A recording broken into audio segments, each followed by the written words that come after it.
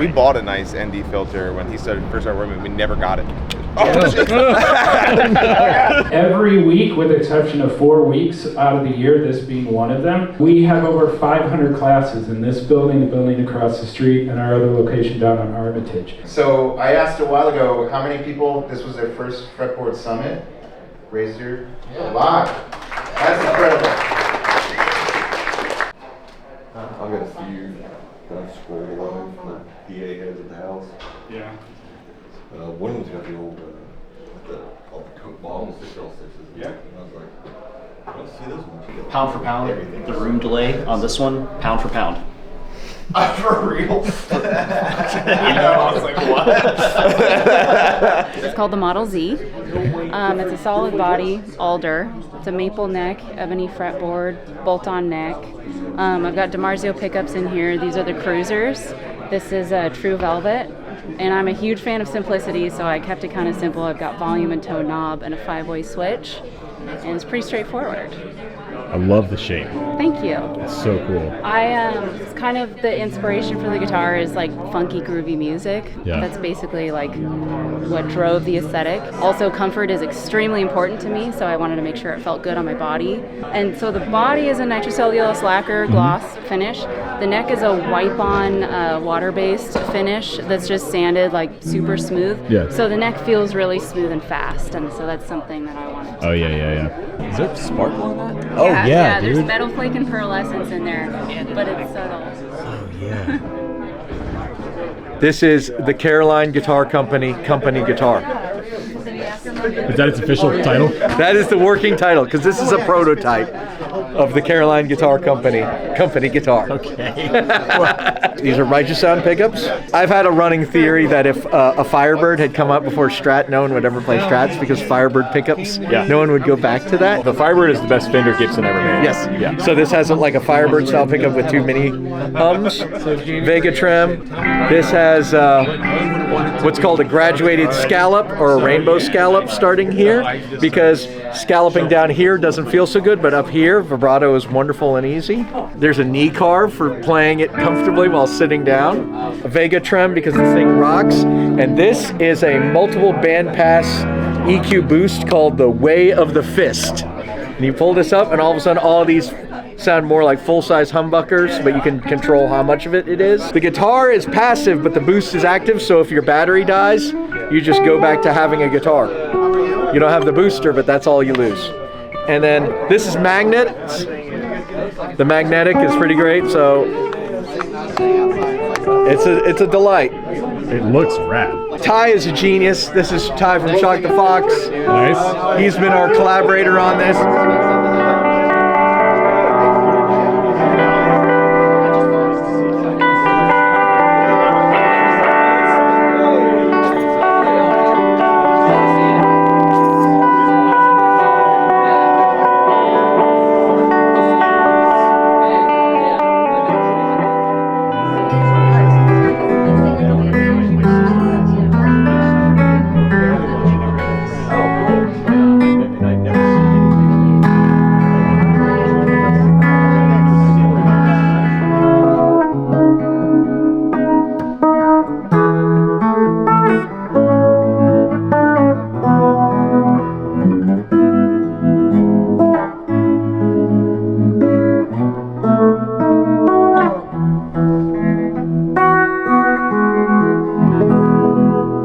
What you just heard is the precursor that they made for me about a year ago, a little over a year ago.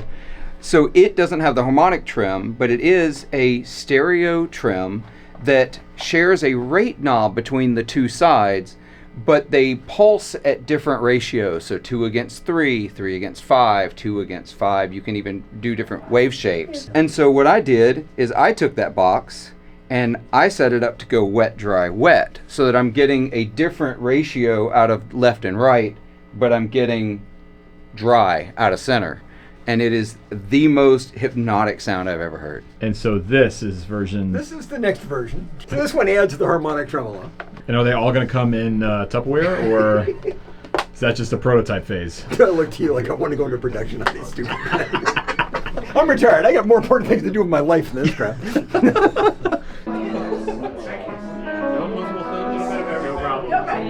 You know Knobs from Chase Bliss? I made him a guitar with this bridge on it. And then when COVID hit, I was trying to come up with a guitar about half the price because I wasn't sure what was going to happen with the economy. So I designed this little guitar to be kind of like a Dan Electro, made simpler, easy to manufacture. I make all the parts myself, make the pickup myself. But I didn't want to limit the tonal options of the guitar, so the pickup slides. You can move it anywhere on there. It's got a string mute on it. I was going to ask what that was. Yeah. So the cool thing about that is you can adjust the amount of tension on the strings. You can roll up just on the treble or the bass. You can get sitar sounds on the treble strings. You could mute everything except the low E, or you can just mute the low E, and so you can get a nice thump. This is a trailer light hitch thing I found at a garage sale. So there's a pinball light in there. So when you plug it in, it turns it on. All the components are actually in the control pod itself. The bridge is kind of based on the Dano style. But I eliminated the slot in the middle, which is the big flaw in that bridge, right? They all cave in. Right. So the slots are on the outside, so you can still adjust for the intonation. But so you're doing all the machining and... Yeah. I don't make the tuners and I don't make this. But this is an obsolete part, so I'm running out of these parts, so I'm going to start resin casting those pretty soon. The aesthetic is gorgeous. Yeah. With the bees, and the color and everything. It's amazing. What's this? What's going on here? This is a B1. This is I built alder body. It's got belly and leg contour cuts. The whole top's domed. So it's shaped like that. So it's it's like a Les Paul without being carved. Thicker in the center and thinner in the center. Ergonomics are better. Cuts down on the weight. These are pickups that I make. The humbucker version of those. So these will turn the pickups on. These are coil cuts. Oh yeah. You're doing all this in-house too, I imagine? Yeah, I do everything. That's gorgeous, man. Thanks, I love that design. Brad, dude. And then this is my headstock design that I came up with. It's a 3-on-3 reverse headstock. So you have a reverse headstock, but you don't have the backwards look to it. So that's something I'm real proud of.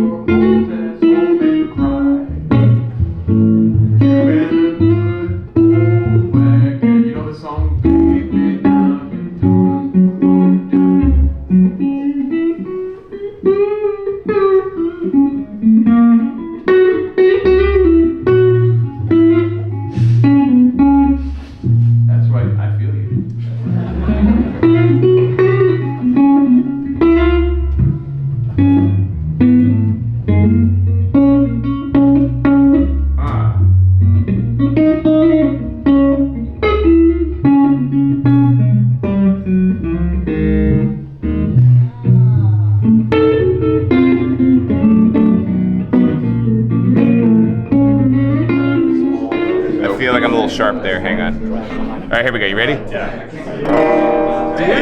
It's not bad. All right. It's not bad. He nailed it. I want to see Matt try. Yeah. I mean, I don't have a ton of experience. Oh! Hey, ho. I didn't. Look, yeah. No scoop.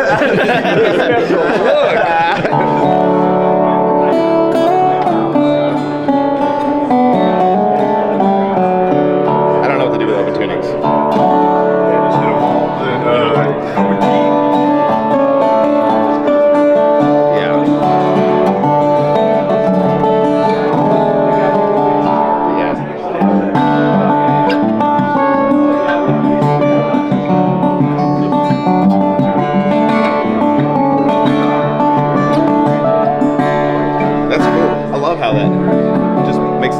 big. It's like almost like surround sound. So my wife grows wildflowers in our garden, and she kind of has a little business that brings bouquets to different events and that kind of thing. So I got her to do some arrangements, but not in a vase. We laid it flat on the table, and I photographed it, threw it in Photoshop, took the background out, and converted it to a decal. Nice. Yeah. That's awesome, dude. Chicago for Fretboard Summit. We came to CME, which of course you have to do when you're in town. And actually shopping for something today.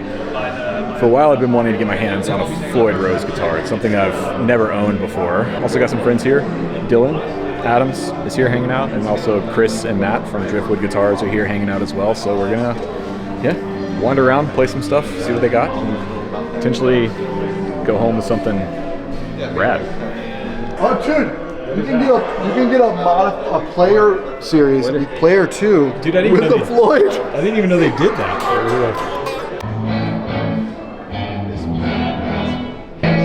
That's kind of cool. Yeah.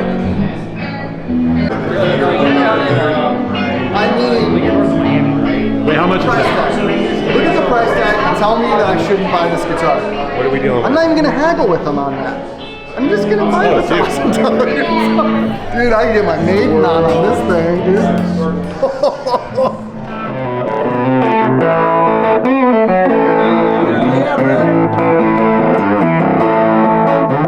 Naked without my axe effects. It's pretty sick, dude. Here, you get on there. I'll film it. I'll film you.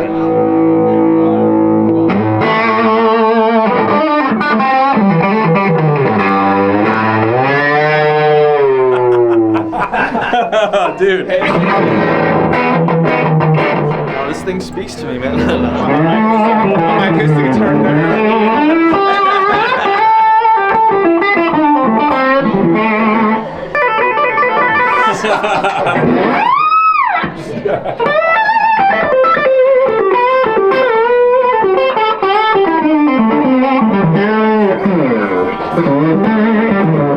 I can probably guarantee that guitar has literally never had a slide.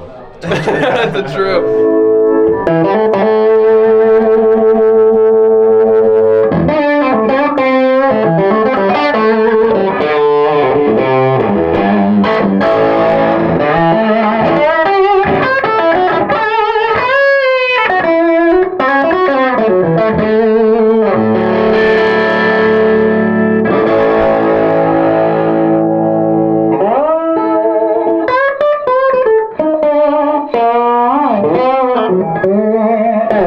Has the older pickups in it, so that's got the McCarty 3s and no coil taps or anything on that.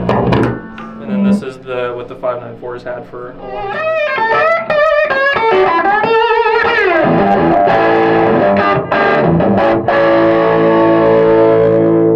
It'll still sound really good through this amp. I mean, these better though. These are great, but I feel like the McCarty 3s just have more, they're just like more lively and just kind of have more just push to them.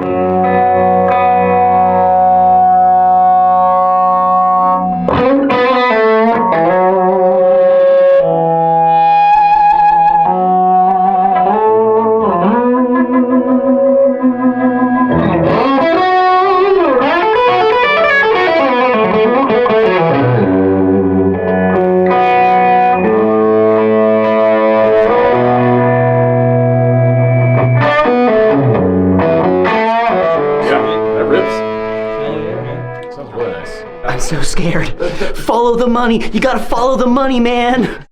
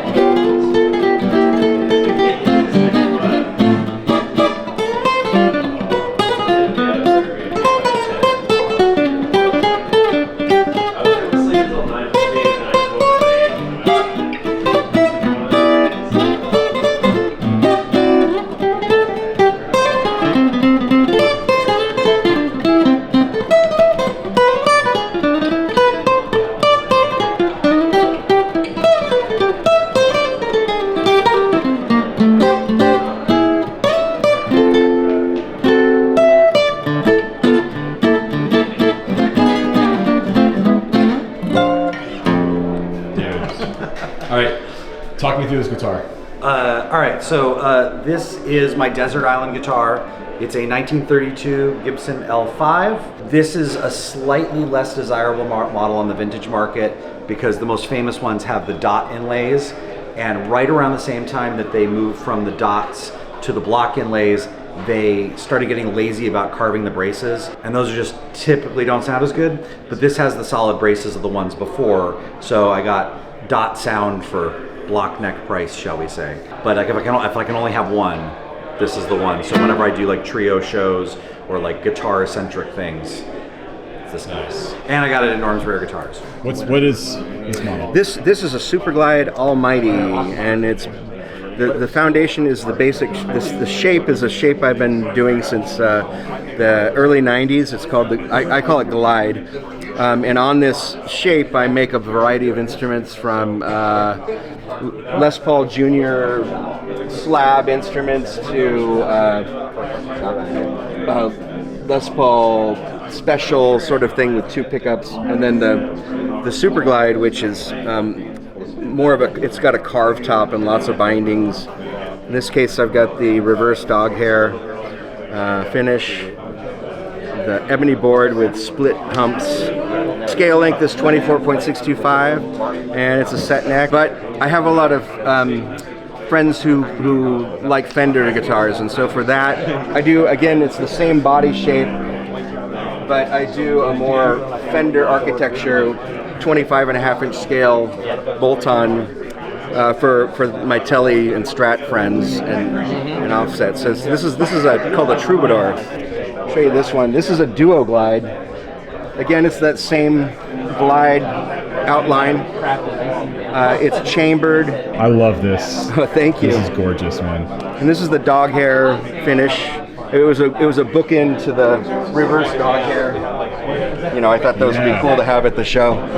So I'm Jeff with Ton Ranger Guitars, and I wanted to share some of my instruments here. All of the wood I use is exclusive to Los Angeles and the surrounding counties. It's all sustainably sourced urban wood, and I like to kind of think of it as a little piece of the West. Here we have black acacia body, black acacia neck, Indian rosewood fingerboard, and I'm doing a little soft launch with Lawler on their open top Regal wide range humbuckers. We're doing a collab with Deco Boom as well. So a whole series, 6 of these Tellys are out right now. And got a few other designs. We have the High Horse and the Show Pony. Both of these are my original models. This is a California redwood body with a black walnut neck. Again, the Indian rosewood fingerboard. We've got some more Lawler pickups in here as well. And sustainability is a big thing for me. Edward Abbey and his writing has been very influential, and as someone who lives in the desert, I feel like it's my duty to help protect it, and in my way of honoring him. There's another little Easter egg here. Every guitar comes with a little starry night on the inside. I love that, man. Oh yeah. That's so cool. What is this? Like, what's going on here? So this is 3-bender. This is the original product that we came up with. Right. And we're bending, instead of like a B bender where you bend the B string a whole tone, we're bending the B string a whole tone, the G string a half tone, and the A string a whole tone. Okay. If you play a big E chord down here at the first fret, and you pull on the strap lever, you get a 4-chord. That's exactly right. That is the same thing as the A and B pedals on a pedal stick. Oh. 1 to 4.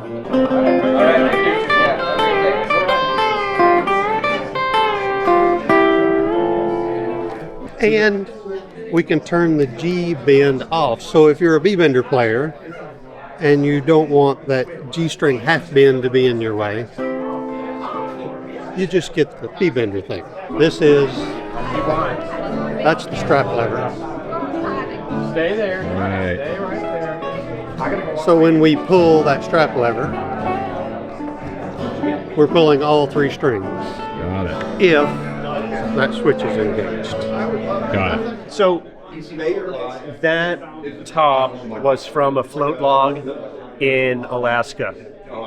Okay, and float logs are what they would use to move the logging camps down the river. They'd be underwater for like 30, 40, 50 years. And there are these mollusks called the Teredo clam. And they would leave their shells and bore their way into the wood and bore through the wood, creating these holes in the wood. So that's natural. Well, natural in the sense it was a clam did it. Right. Yeah. Okay, so but that you're not doing that. That's how the That's the wood. So then I guess each top you do is somewhat different. If I'm doing something like that, yeah. It's all from Alaska. Right. I have a guy up there, and he would get this really old submerged wood, and a lot of it would have holes in it, and it would just be firewood. Right. It's just as good as any other Sitka spruce, but it just happens to have some small holes in it. Do you have to make any, like, with the bracing, do you have to change any sort of like structural components underneath the soundboard to account for where the holes are, I imagine? Yes. Yeah. Yes. So then you're bracing each guitar differently then? I brace each guitar differently anyways. Right, okay. Like, I don't use an X ever. Okay. Because I don't have to, right? Because I'm not worried about a sound hole. Right. So, like, this is a radial bracing. Oh, cool. This is a modified V. It's like a floating bridge. And like you can see, so this is a book match set, right? So it's going in that direction, right? Because that's the way of the bore. Right. So, but this one here, which is book matched to it, is bored in the opposite direction from the inside, right? Okay, right. I bring these to the shows just because they're interesting. Yeah. Cool, man.